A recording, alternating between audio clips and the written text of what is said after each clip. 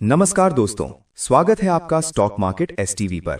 आज हम बात कर रहे हैं राजपूताना इंडस्ट्रीज लिमिटेड के स्टॉक के बारे में, जिसमें हम कंपनी के fundamentals, financials, share holding pattern और टेक्निकल चार्ट एनालिसिस को डेली और वीकली दोनों टाइम फ्रेम पर डिटेल में समझेंगे और एंड में एक क्लियर ओपिनियन भी देंगे कि नया इन्वेस्टर क्या करे और जो ऑलरेडी इन्वेस्टेड हैं उनको क्या स्ट्रैटेजी रखनी चाहिए।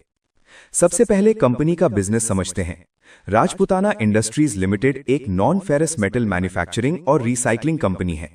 कंपनी कॉपर, एल्यूमिनियम, ब्रास जैसे मेटल्स के स्क्रैप को रिसाइकल करके रॉड्स, वायर्स, बिलेट्स जैसे इंडस्ट्रियल प्रोडक्ट्स बनाती है। कंपनी का बिजनेस इंडस्ट्रियल मैन्युफैक्चरिंग और मेटल प्रोसेसिंग सेक्टर से लिंक्ड है, जो साइक्लिक नेचर का होता है। अब बात करते हैं स्टॉक के करंट प्राइस की। राजपूताना इंडस्ट्रीज का करंट मार्केट प्राइस लगभग 73 रुपीज 50 पैसे पर ट्रेड कर रहा है। स्टॉक का 52 वीक हाई लगभग 101 रुपीज 90 पैसे और 52 वीक लो लगभग 70 रुपीज 05 पैसा रहा है।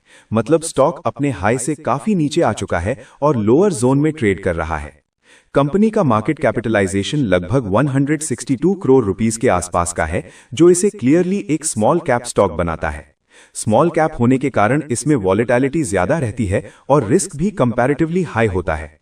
वैल्यूएशन की बात करें तो कंपनी का पीई रेशियो लगभग 17 है।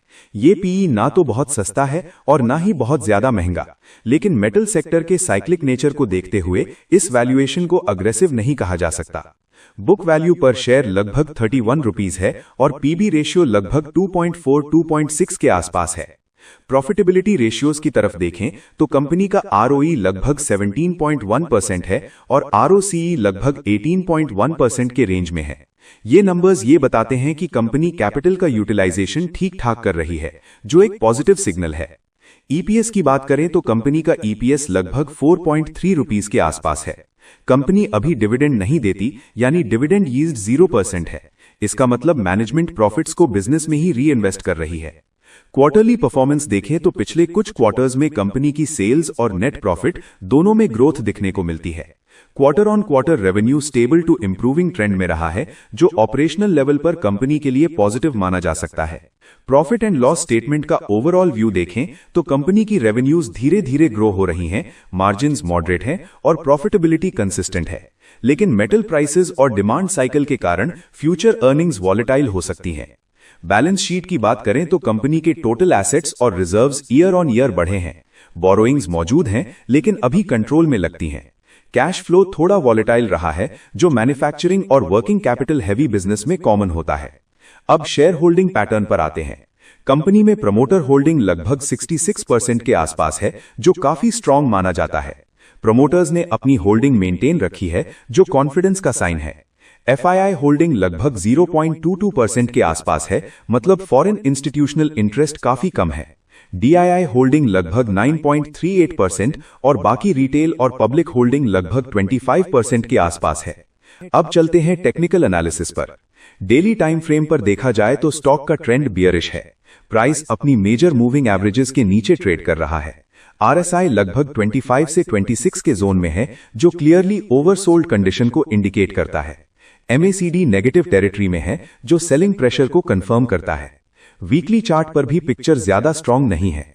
वीकली टाइम फ्रेम पर भी स्टॉक अपनी इंपॉर्टेंट मूविंग एवरेजेस के नीचे है, जो ये दिखाता है कि मीडियम टर्म ट्रेंड अभी भी वीक है। जब तक स्टॉक स्ट्रांग वॉल्यूम के साथ ऊपर नहीं निकलता, ट्रेंड रिवर्सल कंफर्म नहीं होता। अब बात करते हैं सपोर्ट और रेजिस्टेंस की। फिबोनाची और प्राइस स्ट्रक्चर के बेसिस पर स्ट्रांग सपोर्ट जोन 70 रुपीज से 71 रुपीज के बीच बनता है। अगर ये जोन टूट जाता है तो डाउनसाइड में रिस्क बढ़ सकता है। ऊपर की तरफ पहला रेजिस्टेंस 74-75 रुपीज, दूसरा रेजिस्टेंस 76-78 रुपीज और स्ट्रांग रेजिस्टेंस जोन 80 रुपीज के ऊपर माना जा सकता है। ओवरऑल टेक्निकल कंडीशन ये बताती है कि स्टॉक ओवरसोल्ड है, लेकिन अभी तक कोई स्ट्रांग रिवर्सल सिग्नल कंफर्म नहीं हुआ है। इसलिए सिर्फ ओवरसोल्ड होने के बेसिस पर बाइंग रिस्की हो सकती है। अब फाइनल ओपिनियन की बात करते हैं।